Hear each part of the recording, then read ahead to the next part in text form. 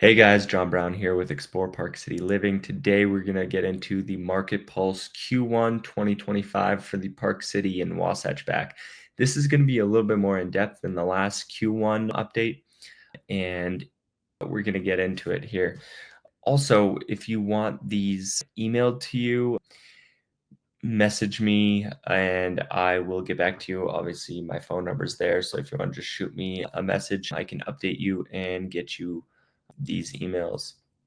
A lot of good content in here. So anyways, the latest stats from Park City MLS were released and they indicate continued stability in our local real estate market through the first quarter.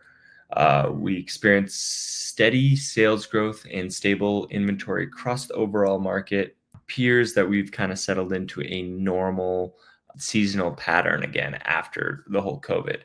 Moving forward, eyes remain on the national economy as we wait to see how tariffs affect the real estate market and broader financial landscape. Interesting, there is evidence that our housing market is increasingly attractive investment for those seeking stable alternatives to the recent turmoil in the equity markets. Not just a great place to live, but a great place to invest here in Park City. So pretty resilient even in the periods of uncertainty here. So we'll get into this. This is an interesting stat. A lot of realtors don't like to bring up, but prices tend to revert to the mean here. And as you can see right here, we have the monthly median basically very close to that.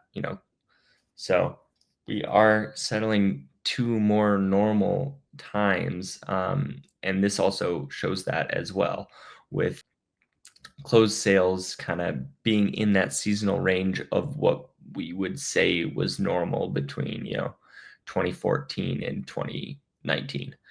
So we're kind of back into that trend, which is a good sign. Across primary market, both Wasatch and Summit County, year-over-year single-family home activity was strong through Q1. There were 1,042 sales, representing 19% increase over the prior year. This led to a 21 increase in sales volume of 2.75 billion. So this Q1 was definitely better than Q1 last year. Maybe that was the unraveling of everyone figuring out what's going to happen with the presidency and all that stuff. And no matter what happened, just the uncertainty is off the table. People went buying, and it actually, I feel like it's slowed down since then. But median single family homes remain flat at 1.66, a nominal 0.7% decrease compared to the prior year, which is not bad considering that the amount that was sold increased 19%. So that means there's definitely some good demand soaking that up. Condominium sales and prices across the primary market area track closely with those single-family homes. There were 955 transactions through the first quarter, which was a 19% increase year over year. So same. Total sales volume is up 30%, with an average price increase of 9% to 1.6, and the median price increased 1%. So yeah, there's a few higher end condo sales, which makes sense with, driving up that average, but not really the mean. Vacant land sales, primary market, were also up 19% year over year. So this 19% is across the board for sure. And average price increase of 7% to 1.33, and median price decreased 4% to 850,000. So a little softening in the land. Park City, greater area, has been sought after, not only for quality of life, but also the attractive stability it provides from an investment standpoint, like we were saying earlier.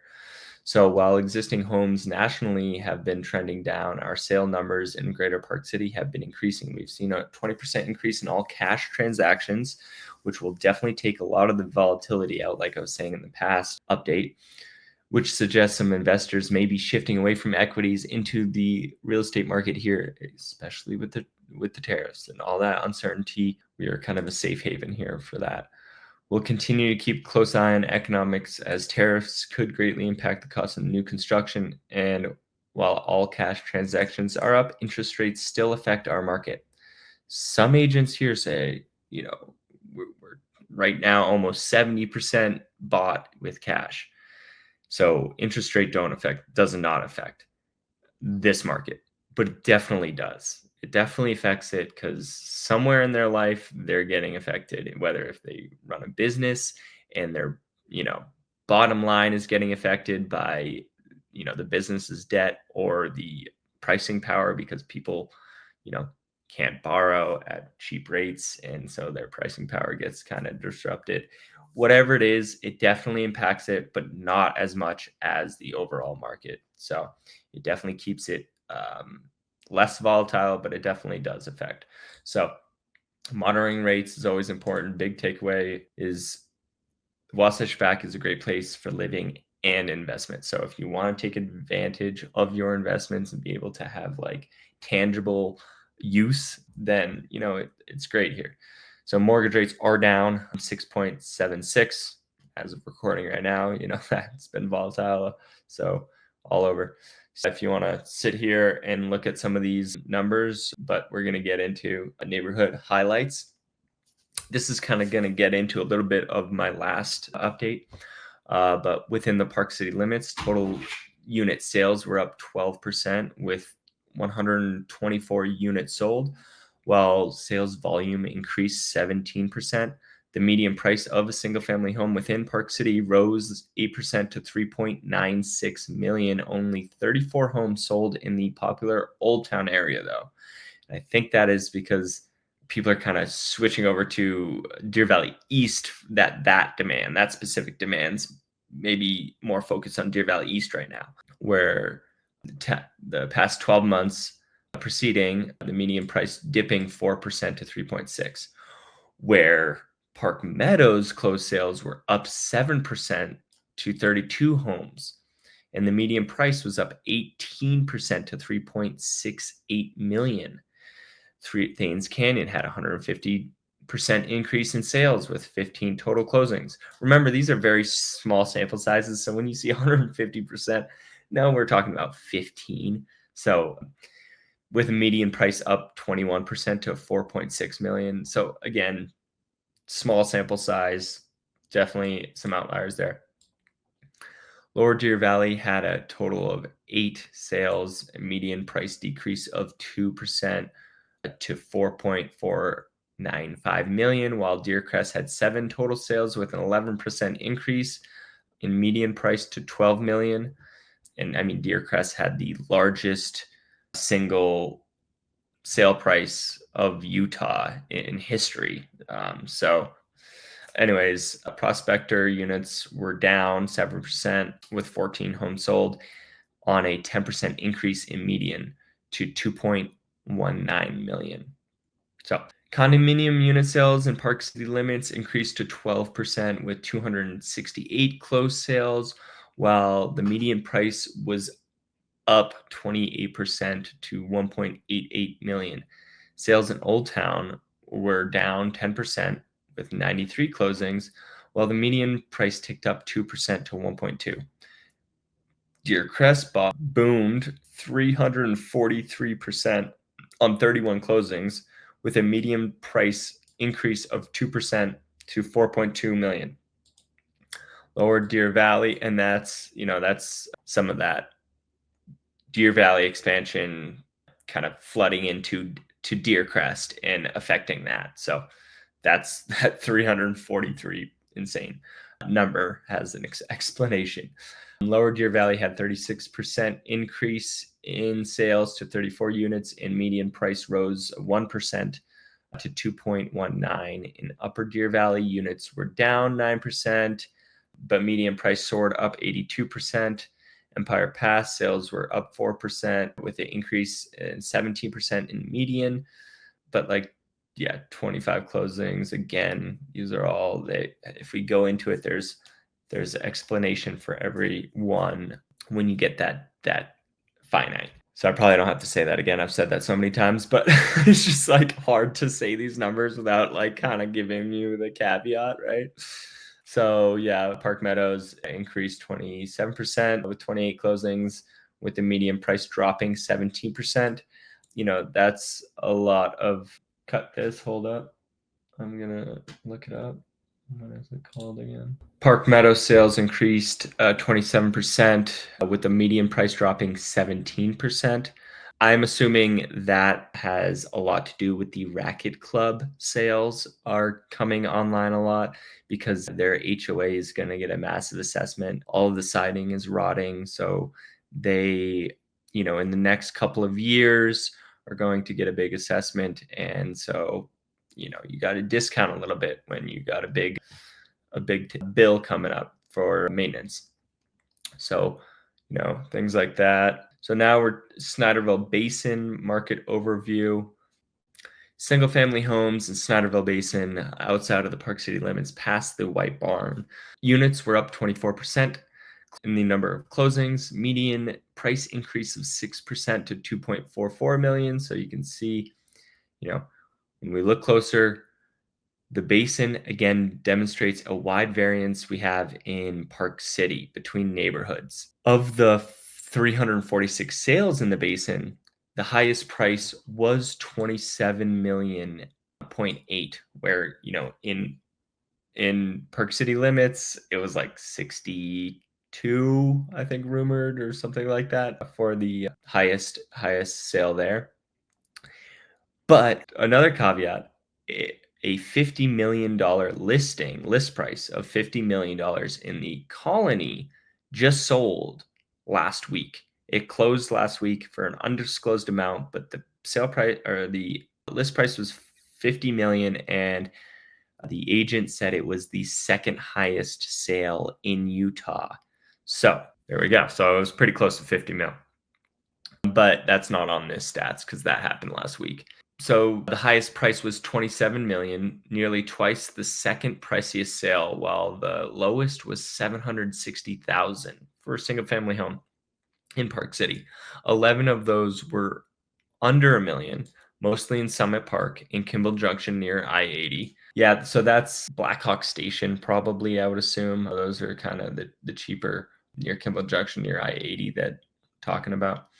10 were above 10 million, with 3 each falling in Promontory, Canyons Village, and Old Ranch Road, all on lots of 5 acres or more. So just different product when you get, into that higher price point in Snyderville.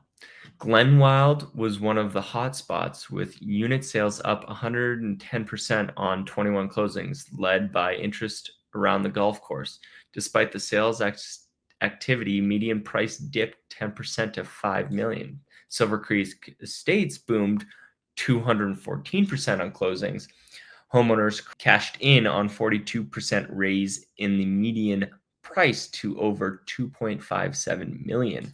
So there's a lot, and Silver Creek Estates has a lot of land, so that's what people are looking for right now.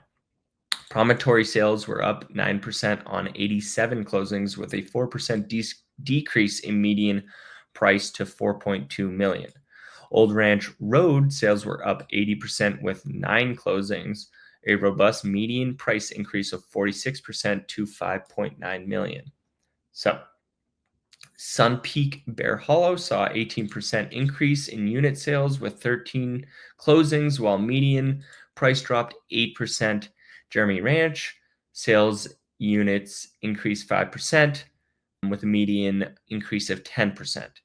Summit Park up 50% in number of closings, but median price was down 12%. Trailside was flat, but median price increased 11%.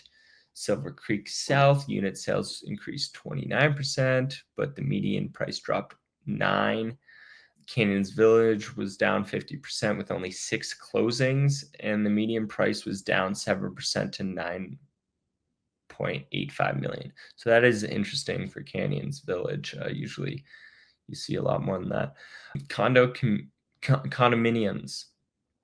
Oh, actually, that makes sense for single family homes for Canaan's Village. I got kind of confused. Whenever I think of Canaan's Village, I just think of condominiums. So my mind switched already.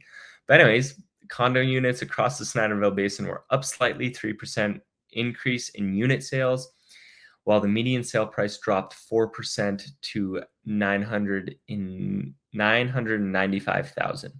Canyon's Village sales units dropped 8% on 116 closings. That's more like it. Median price decreased 5%. Kimball Junction, median price tickled up, 1% nominal. Silver Creek South had a 1% median increase. Pine Brook had a 5% median increase to 962,000. Jeremy Ranch had a 200% increase to 12 closings and a 9% median increase. Sun Peak Bear Hollow had a robust 88% increase in sold units with 32 closing, although the median price slipped 5%, which is very interesting. Yeah, so like when you see an 88% increase in sold units, it's a lot of inventory. So to only drop 5% is not that bad given that number. I also, look back in like 2008 and was like, which area dropped the most? Not saying that that would happen if there was a drop now, but Bear Hollow did drop the most, but that was also there's other factors there I'm not going to get into, but I thought that was kind of interesting to note that it's even with an 88% increase in number of transactions, it only slipped 5%. So that is, what am I trying to say? I feel like that's a good pulse on the overall market. So if Bear Hollow had that much inventory and it didn't slip that much in price, then the overall demand is probably still there and steady. The Jordanelle had 84 closings, an increase of 11%. In median price jumped 23%. Tuhei saw a large jump in prices with median price up 41%, 21 closings down 22%. Inventory in Tuhei is pretty tight right now. There's not a lot out there on the market in Tuhei. Hideout experienced a 50% increase in sales activity with 21 sales and also enjoyed a 15% increase in median to 2.55 million. So a lot of people that bought earlier around the Jordanelle Hideout that are building spec homes and selling them, that's coming to fruition now. Deer Mountain closings were flat, 10 units sold, but the median price rose 47% to 3.11 million. Mayflower Jordanelle had 9 closings and the median price increase of 28%. South Jordanelle units sales were up 35% with 23 closings and a median uptick of 6% to 4.2 million. And all around the Jordanelle, we're still trying to have that price discovery. Everything's new, and yeah, so still in that price discovery phase. I would say personally. So the condominium market around the Jordanelle provides a great example of nuances in our local real estate market. While the Jordanelle sales volume increased 56% year over year, the median sale price rose only 9%. The reason for this disparity is the large share of condo sales in the Jordanelle were new construction units in the Pioche development. And Pioche, if you do not know, sold at an average of 550,000, which is 1/3 of the overall average. This was a balance in some degree by sales from the new Mayflower Lakeside that sold on average to 1.6 million, and there were 102 total sales in Deer Valley East Village on a median price of 959,000 and an average price of 1.54 million. So as you can see, the average price is 1.54, but the median is 959. So that median's definitely getting lowered down by things like Pioche. And then that average price, a lot higher than the median, is occluding to, that higher end condo that is definitely there and selling, just not as many as Pioche. So elsewhere around the Jordanelle, like Deer Mountain, we're down 60% with 47 closings, and the median price dropped 9% to 998,000. Hideout sales, and I also think that because they're competing with a bunch of new, like Deer Mountain's older products, so they're competing with newer products. So maybe that's why it dropped, something like that. Hideout sales units were down 7% with a total of 67, and median price was up 9% because mostly everything in Hideout is all new construction. Jordanelle Park closings were down 22% with 95 units sold, with a 10% raise in median to 1.25 million. All right, now we get into Heber Valley. Heber Valley continued to be a hot area with an 11% increase in sales to 322 units, with a relatively modest increase in median price to just over 1 million. The Heber area is forecast to continue to growth trajectory in the years to come due to multiple construction projects of new homes north of town, like that Deer Valley East. It keeps coming up. I mean, it's affecting things everywhere. So Midway closings were up 24% with 88 units sold on a slight median price decrease of 3%. Red Ledges sales units unchanged with 39 total closings on a 10% median price increase to 3.3 million.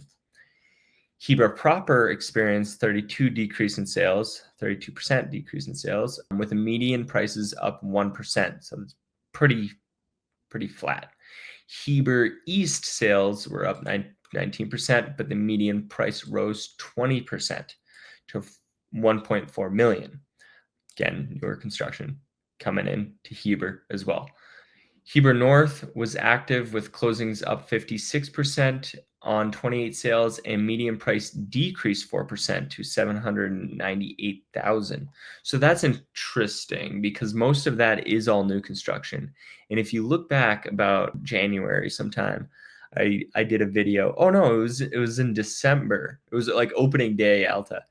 I did a video talking about how Heber North has so much new construction coming on that this winter you could see a good deal because developers do not want to show a decrease in prices. It is not good for their business. Like they will give you incentives to keep that sale price high. So the fact that we saw a decrease in 4%, it seems nominal. Like there's huge numbers that were thrown around here, but the fact that it's all new construction, I would have to look at, did they just come out with a lower priced product or did they actually get hit hard there? Because I kind of predicted that up there they're building a lot for this winter. So that's very interesting. But anyways, Timber Lake's closings were up 92% with a 48 total sales, and median prices dropped 3%. So that's kind of that post COVID, like Timber Lakes is like a cabin community. So maybe that was like a post COVID, like actually, you know what, never mind, I don't need the cabin in the woods. But the fact that the price only slipped 3% is also a good sign with that many, 90% to more closings. Condominiums in Heber Valley were up 133% on 107 closings, while median price dropped 7% to 539. Midway sales were up 131, while the median price dropped 9%. The median price in Red Ledges dipped 7% to 1.63 million, while prices in Heber proper were up 14% on a 71% increase in unit sales with 29 total. So and then Heber North condominiums were up. What? So this is what I was talking about. We're up 4,100%. 4,100%. That is insane. With 42 closings and a 3% median price increase. to 591,000. So that's insane. That's an insane number. I think it's 410% because I think that might be a little mix up, but inventory levels in our market have settled to a stable pattern. As you can see here, we're kind of more in our new normal. Total active listings at the end of the first quarter were nearly identical to the year prior. However, noteworthy that single family listings are roughly 30% are up 30%, while vacant land listings have decreased almost the same amount, down 29%. And so, vacant land was getting all bought up around hideout. So that has kind of settled there. Like most people sold out of everything that they had. And so overall inventory levels are the same as last year on single family home inventory. But why does it feel higher? Feel like there's less on the market? Well, because the greater Park City is now encompassing a lot more. Like we have so much more development to cover on, encompassing all of Wasatch County and I-80 corridor than, past times. So I've been trying to think that for a while. Like, yeah, like these inventory levels are lower, but there's more inventory in the greater Park City area, so they're actually lower than the numbers look right here. Look, it looks like we're 30% lower than normal, but it's even more than that because since then we have so much more inventory like that has been built and encompassing, all of our numbers. So yeah, we have fewer listings per square mile now. And that's, just a part of that new normal, I think. Price appreciation by state looks like we're number 3 with 4.7%. Yeah, so that kind of covers that. If you're looking to get, more of this kind of in-depth analysis, follow YouTube, give it a subscribe, like, and definitely comment if there's anything that I went over that you want to see more in detail. Would love to do that for you guys. And if you're moving here or you're here and you want to sell, hit me up. Numbers right here. Would love to help. Thanks, guys. See ya.